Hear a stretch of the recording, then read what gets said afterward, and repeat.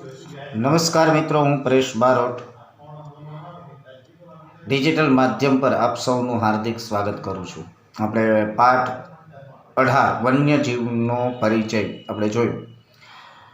વન્યજીવનની અંદર જોયું કે ભારતમાં 9 પ્રાણી ભૌગોલિક વિસ્તારો આવેલા છે અને આ 9 ભૌગોલિક વિસ્તારની અંદર આપણે જોયું કે હિમાલય પ્રદેશ છે, લડાખ અને શુષ્ક ક્ષિત ક્ષેત્ર છે, હિમાલયનો તળેટીનો વિસ્તાર છે, હિમાલયનો વનસ્પતિ વિહીન વિસ્તાર છે, ઉત્તરનું મેદાન છે, દ્વીપકલ્પીય ઉચ્ચ પ્રદેશ છે, દરિયા કિનારો છે અને નીલગિરીના પહાડો। આ 9 વિસ્તારો એવા છે કે ભારતની અંદર વિવિધ પ્રકારના પ્રાણીઓ જોવા મળે છે।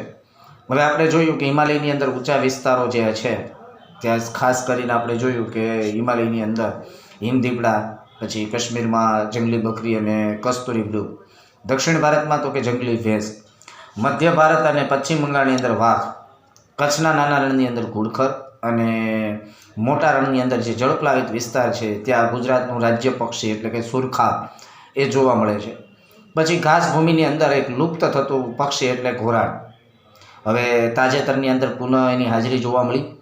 પછી જળપ્લાવિત વિસ્તારની અંદર આપણે જોયું કે યાયાવર પક્ષીઓ સાઇબેરિયન કેન, પેલિકેન, તિબેટિયન બતક, કુંજ કરકરા વગેરે જોવા મળે છે।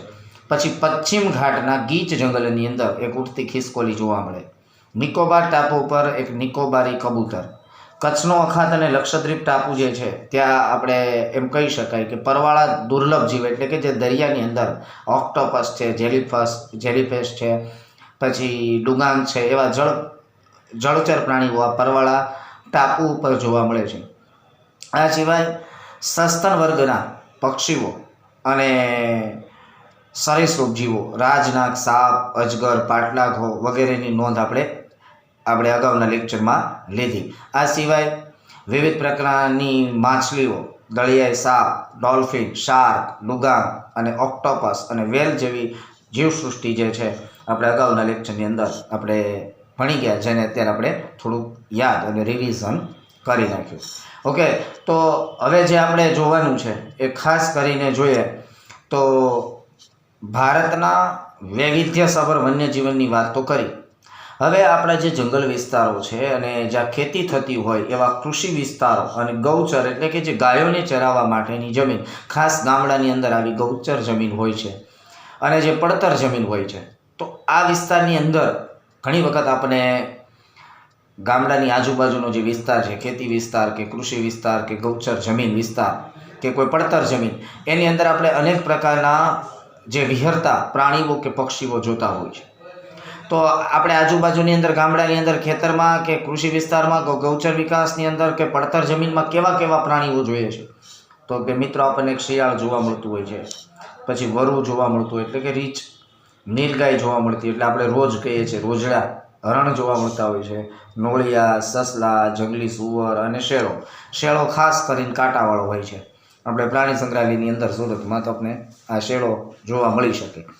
તો આપણે ઘણી વખત આપણા એવું હોય છે કે જંગલની અંદર અમુક પ્રાણી જોવા હોય તો આપણે જંગલમાં જવું પડે, પણ અમુક પ્રાણી એવા છે કે જો આપણું ગામડું જંગલની આજુબાજુના વિસ્તારમાં આવેલું હોય અને આપણા ખેતરો જંગલની આજુબાજુના વિસ્તારમાં આવેલા હોય, બરાબર, તો એ કૃષિ વિસ્તાર કે ગૌચર પડતર જમીનની અંદર આવા શિયાળ, વરુ, નીલગાય, હરણ, નોળિયો, સસલા, જંગલી સુવર કે શેળો પ્રકારના પ્રાણીઓ જે છે એ આપણને આજુબાજુના વિસ્તારોની અંદર વસવાટ કરતા જોવા મળે અથવા તો વિહરતા જોવા મળે છે।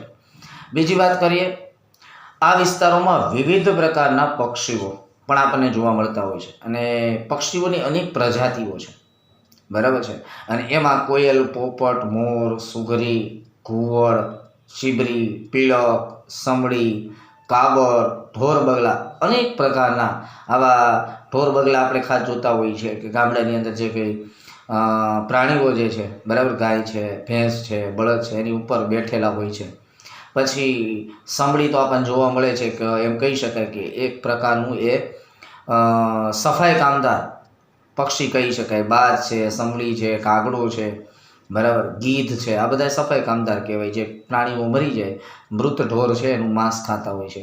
તો આવા ઘણી વખત આપણા જંગલ વિસ્તારની આજુબાજુના જે આપણા વિસ્તારો છે, આપણા ગામડાની આજુબાજુના વિસ્તારો છે, ત્યાં અનેક પ્રકારના આવા પ્રાણીઓ અને પક્ષીઓ, કોયલ, પોપટ, મોર, સુગરી, ઘુવડ, ચીબરી, પીળક, આવા વિવિધ પ્રકારના પ્રાણીઓ જે છે આપણને જોવા મળતા હોય છે.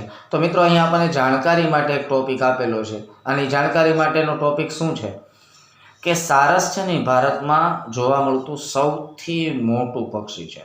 ખાસ તમને હું આ જાણકારી માટે બેઝિક માહિતી આપી શકું કે સારસ નામનું પક્ષી એ ભારતમાં સૌથી મોટું પક્ષી. પણ જો તમને ખાસ કરીને પૂછે કે ભાઈ સૌથી વજનદાર પક્ષી કયું, તો મિત્રો ઘોરાડ. આ ઘોરાડ હવે લુપ્ત થઈ ગયું છે. કચ્છના રણની અંદર કે રાજસ્થાનમાં આ ઘોરાડ જોવા મળે છે, હવે લુપ્ત થવાના આરે છે. આ સિવાય એક ફૂલ સૂંઘણો નામનું એમ કહી શકાય પક્ષી છે, એ સૌથી નાનામાં નાનું પક્ષી આવે.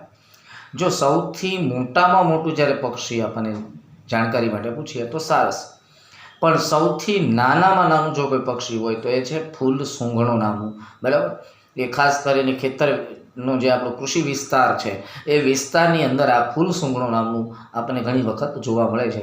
બરાબર, અને તમે તો જોયા જ નહીં હોય એટલે તમારે જો જોવું હોય તો ખાસ કરીને ગૂગલ ઉપર તમે સર્ચ કરીને આ જોઈ શકો છો. ઓકે, કારણ કે તમે ફૂલ સૂંઘણો જોયું નથી હોતું.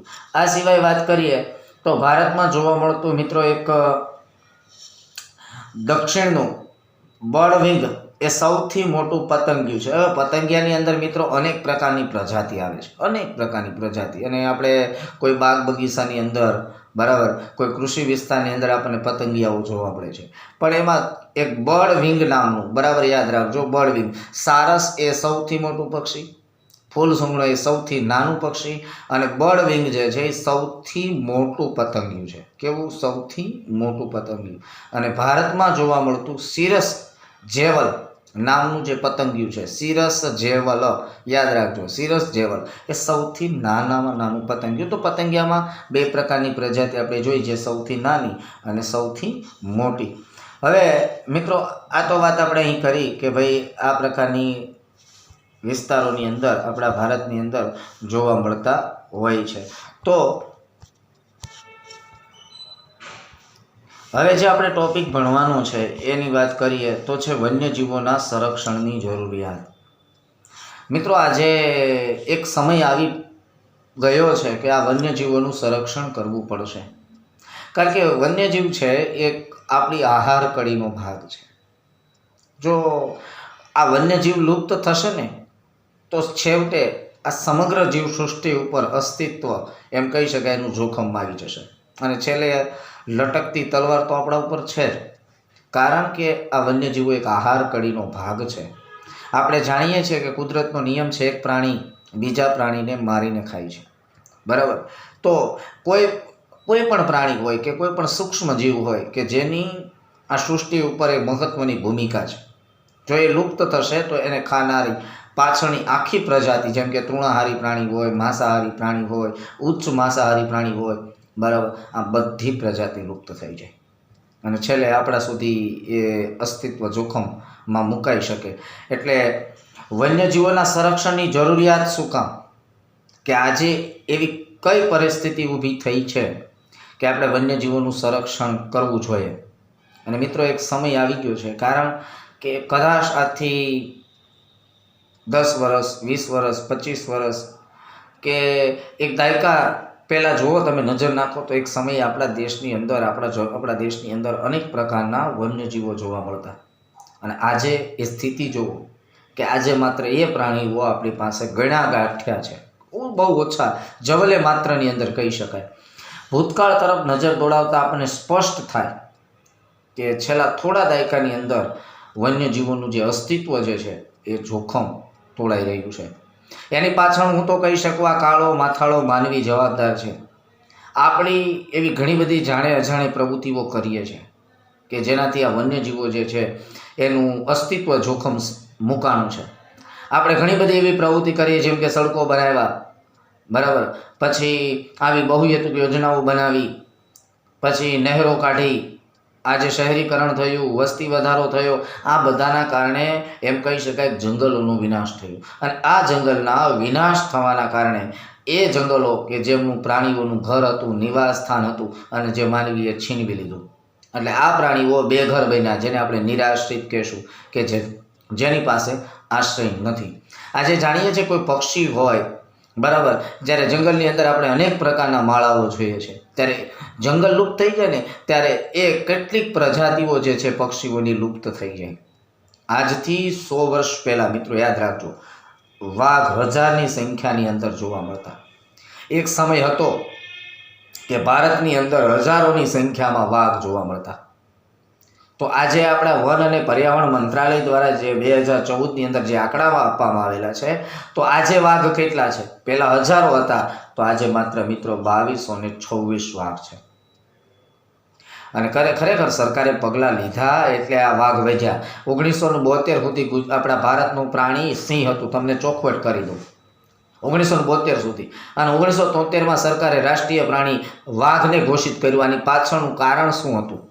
કારણ કે વાઘની નિરંતર એ સંખ્યાઓ ઘટતી જતી હતી. અને જો સરકાર પગલાં ન લે, રાષ્ટ્રીય પ્રાણી હોય ને એટલે સ્વાભાવિક છે કે એના સંરક્ષણ માટે પ્રયત્નો થાય, લોકો પણ જાગૃત બને અને એનું સંરક્ષણ કરી શકાય. એટલે આજે વાઘની સંખ્યા વધી. નહીંતર તો મિત્રો એમ કહેવાય છે કે આ વાઘની સંખ્યા એક સમય એવો હતો 100થી નીચે આવી ગઈ હતી.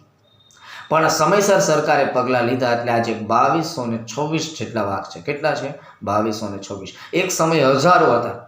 એવું કહેવાય કે મધ્ય પૂર્વ ઈરાન સુધી વાઘ જોવા મળતા. અને મિત્રો સૌથી વધારે વાઘ આપણે જોઈએ તો એમપી અને કર્ણાટકની અંદર છે. એમપીની અંદર છે ને 11 જેટલા વાઘ અભયારણ્ય છે. કેટલા? 11. એમપીને એક નામ આપ્યું છે ટાઈગર સ્ટેટ કહેવાય, ટાઈગર રિઝર્વ. 11 જેટલા. બાંધવગઢ હોય, પંચમઢી હોય, કાન્હા હોય, બરાબર, સાતપુડા હોય, આવા વાઘ માટેના અભયારણ્યો છે. 11 જેટલા છે. અને કર્ણાટકમાં પણ વધારે છે. ગુજરાતમાં એક પણ વાઘ અભયારણ્ય નથી. ચોખવટ કરી દઉં, ગુજરાતમાં જંગલની અંદર એક પણ વાઘ જોવા નથી મળતો. ગુજરાતના જંગલમાં વાઘ નથી. અને તમને પૂછે કે હાલમાં ભારતમાં વાઘની સંખ્યા કેટલી, તો 2226. મિત્રો યાદ રાખજો, કેટલા? 2226. નોટ કરવું હોય તો નોટ કરી લેજો. હાલમાં ભારતમાં વાઘની સંખ્યા કેટલી છે? 2226. બરાબર, યાદ રાખજો. હવે મિત્રો આગળ જોઈએ. બીજી વાત કરીએ કે દૂધાળા પશુઓની સારવાર માટે ડાયક્લોફેન્સ નામની દવાથી એના દૂષિત માંસ ખાવાથી ગીધની સંખ્યા ઘટી છે. મિત્રો મેં તમને હમણાં જ વાત કરી, ગીધ છે એક પક્ષી છે અને એક કુદરતી સફાઈ કામદાર કહેવાય. અને આ ગીધ તમારે જોવું હોય તો કોઈ ઘાસ ભૂમિનો વિસ્તાર હોય, કોઈ જંગલ વિસ્તાર હોય કે કોઈ પર્વતીય વિસ્તાર હોય ને ગીધ જોવા મળે. પણ આજે ગીધની સંખ્યા ખૂબ જ ઘટી છે. એક સમય હતો કે કોઈ મૃત પ્રાણી, મૃત ઢોર મરી જાય ત્યારે એનું માંસ ખાવા માટે ગીધ મંડરાઈ રહેતા, આકાશમાં મંડરાઈ રહેતા. પણ આ ગીધની સંખ્યા ઘટવા પાછળનું કારણ એ હતું કે ડાયક્લોફેન્સ નામની દવા. યાદ રાખજો, કઈ દવા? ડાયક્લોફેન્સ. અને આ ડાયક્લોફેન્સ દવા જે છે એ જ્યારે દૂધાળા પશુઓ જે છે બીમાર પડે છે ત્યારે એ દૂધાળા પ્રાણીઓની સારવાર માટે, જેમ કે ગાય છે, બરાબર છે, ભેંસ છે, આવા દૂધાળા પ્રાણીની સારવાર માટે આ દવા ડાયક્લોફેન્સ નામની દવા આપવામાં આવે છે. હવે જો વધારે પડતી ડાયક્લોફેન્સ દવા દૂધાળા પ્રાણીને આપવામાં આવે તો એ દૂધાળા પ્રાણી જે છે એનું માંસ દૂષિત થઈ જાય. અને આ દૂધાળા પ્રાણી જ્યારે મરી જાય છે ત્યારે એનું માંસ ગીધ ખાવાથી નાશ પામે છે. એટલે સરકારે આ ડાયક્લોફેન્સ નામની દવા ઉપર સરકારે સંપૂર્ણ પ્રતિબંધ મૂકી દીધો છે. કારણ કે આ દૂધાળા પ્રાણીઓની સારવાર માટે આપવામાં આવતી, અને જેના કારણે દૂધાળા પ્રાણી મૃત એટલે મરી જાય છે ત્યારે એને આપવાથી એનું જે માંસ છે એ દૂષિત થાય છે, અને જેના કારણે ગીધની સંખ્યા ઘટી છે. તો કઈ દવા ઉપર પ્રતિબંધ મૂક્યો છે મિત્રો? દૂધાળા પ્રાણીઓને આપવામાં આવતી કઈ દવા ઉપર પ્રતિબંધ મૂક્યો છે? ડાયક્લોફેન્સ. યાદ રાખજો મિત્રો. બીજી વાત કરીએ આગળ. તો 20મી સદીના શરૂઆતમાં ભારતના જંગલની અંદર ચિત્તો એમ કહી શકાય કે આજે સમગ્ર ભારતમાંથી નષ્ટ થઈ ગયો છે. અને મિત્રો તમારે આ યાદ રાખવું પડશે. 20મી સદીની શરૂઆતની અંદર મિત્રો ભારતના જંગલની અંદર ચિત્તો જોવા મળતું. આજે ભારતમાં નથી. એક પણ ચિત્તો, એક પણ અભયારણ્ય કે રાષ્ટ્રીય ઉદ્યાનમાં નથી ભારતના. ઓકે, તો આજે તમને એમ પૂછે કે ભારતના જંગલમાં સંપૂર્ણ નાશ થયેલું, લુપ્ત થયેલું પ્રાણી કયું? તો ચિત્તો. ચિત્તો હવે દુનિયામાં એક જ જગ્યાએ આફ્રિકાના જંગલમાં છે. બરાબર, એટલે ક્યાંય પણ ચિત્તો જોવા નથી મળતો. એટલે સમગ્ર ભારતમાં ચિત્તો સંપૂર્ણ નષ્ટ થયેલો છે. બીજું ગીરની વાત કરીએ તો ગીરની અંદર એશિયાઈ સિંહ એક સમય એવો હતો કે મધ્ય પૂર્વ સુધી જોવા મળતો. મધ્ય પૂર્વ એટલે ઈરાન, ઈરાક, સાઉદી અરેબિયા, જે આરબ દેશો છે ત્યાં સુધી સિંહ જોવા મળતા. બરાબર, આજે શ્રીલંકાનું નામ સિંહલ દ્વીપ શું કામ છે? એ સિંહોનો દ્વીપ કહેવાતો. ઓકે, તો એક સમયે સિંહની સંખ્યા ખૂબ હતી, પણ આજે માત્ર સિંહ ગીરના જંગલો, ગીર સોમનાથ જિલ્લાની અંદર મિત્રો ગીરનું જંગલ આવેલું છે. એક જ જગ્યાએ માત્ર એમ કહી શકાય ગીરના જંગલો, એશિયાભરની અંદર યાદ રાખજો કે ગીરના જંગલની અંદર સિંહ જોવા મળે છે. અને 2015ની અંદર જ્યારે વસ્તી ગણતરી કરવામાં આવી ત્યારે મિત્રો 523 જેટલા, બરાબર યાદ રાખજો કેટલા, 523. વાઘ કેટલા છે 2014ના આંકડા પ્રમાણે 2226, અને સિંહની સંખ્યા છે 2015 અત્યારની વાત કરું લેટેસ્ટ તો 600 આજુબાજુ સિંહ જેવી સંખ્યા છે, પણ 2015 જે આંકડા છે એ આપણે કેટલા, સિંહની સંખ્યા 523. આ સિંહની સંખ્યા એક સમય હતો 100થી નીચે આવી ગઈ, પણ સરકારે સમયસર પરિયોજના, ગીર એમ કહી શકાય સિંહ પરિયોજના લાવ્યા, સિંહને બચાવવા માટે સિંહ પરિયોજના લાવ્યા. સરકારે કેટલાક પગલાઓ લીધા અને કડક કાયદાઓ બનાવ્યા, જેના કારણે સિંહની સંખ્યા આજે ઉત્તરોત્તર વધવા લાગી છે. ઓકે, બીજી વાત કરીએ સરકારે આજે પગલાં લીધા એ માટે. એક સમયે ગુજરાતમાં વધુ સંખ્યામાં સારસ પક્ષી જોવા મળતા. મિત્રો ગુજરાતની ઓળખ એટલે એમ કહી શકાય સારસ પક્ષી, અને આજે આ સારસ પક્ષીઓ જે છે એની સંખ્યા ઘટી છે. એક સમય એવો હતો જંગલમાં આવા સારસ પક્ષી જોવા મળતા, પણ આ સારસ પક્ષી જે છે એની પણ સંખ્યામાં ઘટાડો થયો છે. બીજી વાત કરીએ, વન્યજીવ સૃષ્ટિ છે ને એ છેવટે તો જીવસૃષ્ટિનો એક અભિન્ન ભાગ છે. આપણે ભણી ગયા કે વાઘ, ચિત્તો, પછી ગીધ, સારસ પક્ષી, પછી સિંહ, આ બધા પ્રાણીઓ છે ને એ શું કામ આપણે ભણવાનું આવે કે આ પ્રાણીઓની સંખ્યા એટલી બધી ઘટી ગઈ છે. જો આપણે સમયસર તાત્કાલિક પગલાં નહીં લઈએ તો મિત્રો આ પ્રજાતિને બચાવવાનું જે છે એ આપણા હાથમાં નહીં રહે.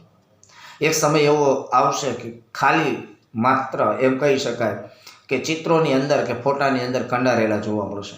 એ સમય દૂર નથી, બરાબર. એટલે આજે આપણે જાગૃત થવું પડશે, કારણ કે જીવસૃષ્ટિ છે ને એ વન્યજીવ સૃષ્ટિ તો છેવટે જીવસૃષ્ટિનો એક અભિન્ન ભાગ છે, અને આ માટે આપણે એક પગલાં લેવા પડશે. કારણ કે આપણે એમ સમજીએ છીએ કે આપણે કદાચ પ્રાણીઓ મરી જશે, પ્રાણીઓ લુપ્ત થઈ જાય, આપણે શું લેવા દેવા, તો છે મિત્રો, કારણ કે આહાર કડીનો ભાગ છે. અને છેલ્લે યાદ રાખજો, લટકતી તલવાર આપણા ઉપર છે. પ્રાણીઓ જો લુપ્ત થશે તો એની અસર આપણને થશે લાંબા ગાળે, કદાચ અત્યારે કદાચ અસર ન થાય, બરાબર છે. અને પણ ક્યાંક અને કેટલા વર્ષો દરમિયાન કેટલાક વન્યજીવોની સંખ્યામાં ઘટાડો એ પર્યાવરણની ગુણવત્તામાં ઘટાડો બતાવે છે.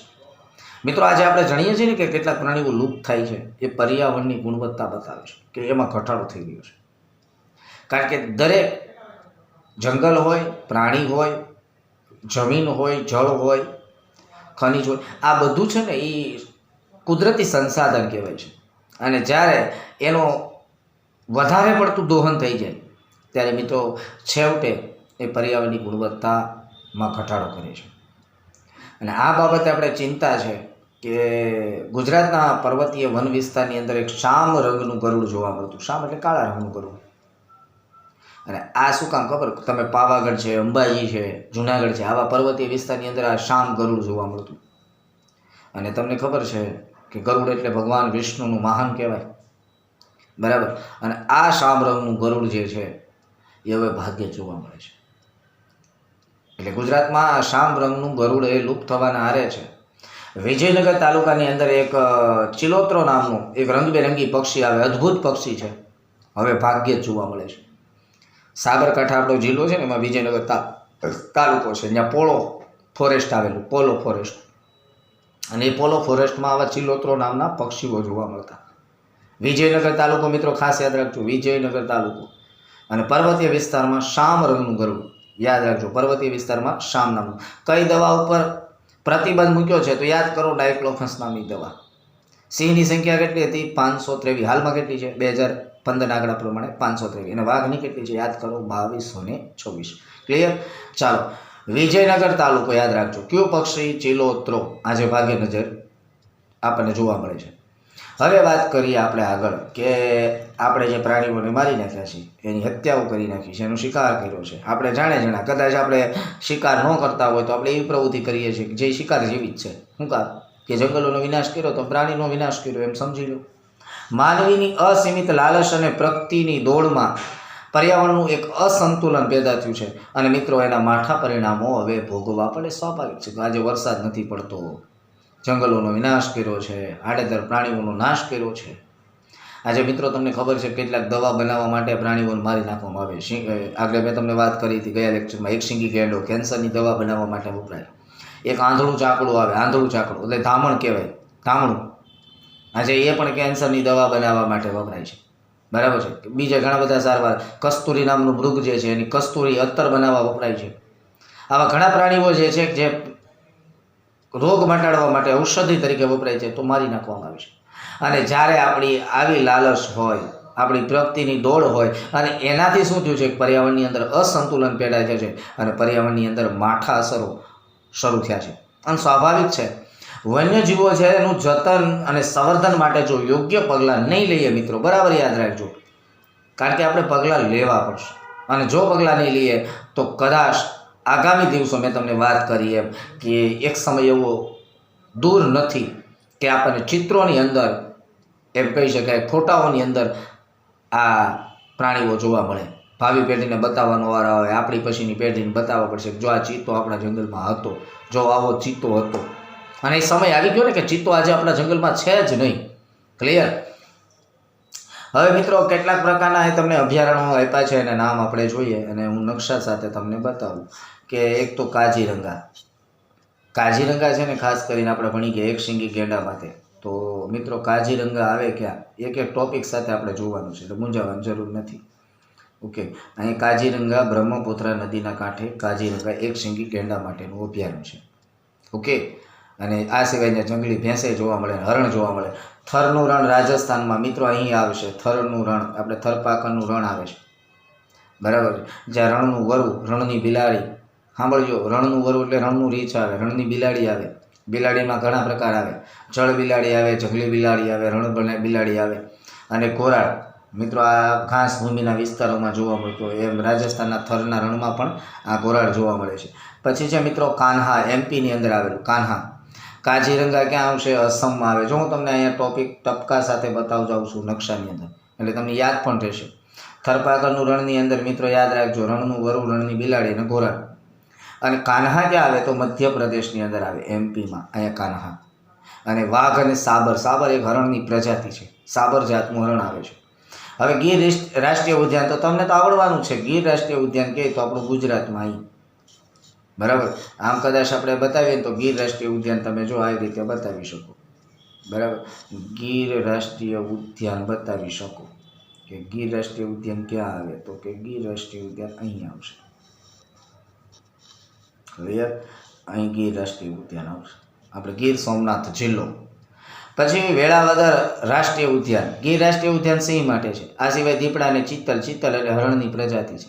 ઓકે, વેળાવદર ક્યાં આવે? ભાવનગરમાં આવે મિત્રો, આપણે સૌરાષ્ટ્રમાં ભાવનગર, વેળાવદર, દરિયાકાંઠે વેળાવદર, બરાબર. તો અહીંયા કાળિયાર પ્રકારનું હરણ છે, કાળિયાર. આ સિવાય વરુ જોવા મળે, ખડમોર, ખડમાં જોવા મળતો મોર એટલે ખડમોર કહેવાય. અને ઘોરાડ નામનું પક્ષી જે જોવા મળે છે. ઓકે, આપણે એક ઘોરાડ ભણી ગયા, તરના રણમાં પણ જોવા મળે છે.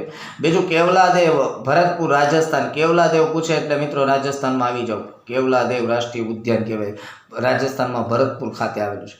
અને મિત્રો પક્ષીઓ, અને એમાં યાયાવર અને સ્થાનિક પક્ષીઓ તમને કહી દઉં, આ કેવલાદેવ જે રાજસ્થાનમાં છે ને ત્યાં 2.5 લાખ પક્ષીઓની પ્રજાતિ જોવા મળે. કેટલી? 2.5 લાખ. આ સિવાય બાંદીપુર કર્ણાટકની અંદર, અહીંયા બાંદીપુર આવે કર્ણાટકમાં, સાંભળજો, કર્ણાટકની અંદર બાંદીપુર. અને આ બાંદીપુરમાં હાથી, રીંછ, સુવર અને જંગલી બિલાડા, ખાસ કરીને બાંદીપુર તો હાથી માટે જાણીતું છે. આ સિવાય બીજા પ્રાણીઓ જોવા મળતા હોય, જેમ કે રીંછ, સુવર, જંગલી બિલાડા. બાંદીપુર હાથી માટે છે. હવે મિત્રો આવો દચીગામ. દચીગામ આવે કશ્મીરની અંદર. ક્યાં આવે? કશ્મીરની અંદર. કાશ્મીરની અંદર જુઓ તો મિત્રો હામુર જાતનું એક હરણ આવે. કેવું? હામુર જાતનું કાશ્મીરી હરણ કહેવાય. અને કસ્તુરી મૃગ, કસ્તુરી જેની નાભીમાં હોય, જે સુગંધી દ્રવ્ય બનાવવા માટે ઉપયોગી. મૃગ એટલે હરણ થાય, જે એ હરણની નાભીમાં કસ્તુરી હોવાથી એને કસ્તુરી મૃગ કહેવાય. અહીં કાશ્મીરમાં આવે છે દચીગામ અભયારણ્ય. કેવું? દચીગામ. અને કાર્બેટ, હિમાલયની તળેટીમાં, એટલે કાર્બેટ અહીં ઉત્તરાખંડની અંદર આવે. કાર્બેટ ઉત્તરાખંડની અંદર આવે છે, અને જે વાઘ અને હાથી માટે અને દીપડો અને હરણ જેવા પ્રાણીઓ માટે ખૂબ જ જાણીતું છે.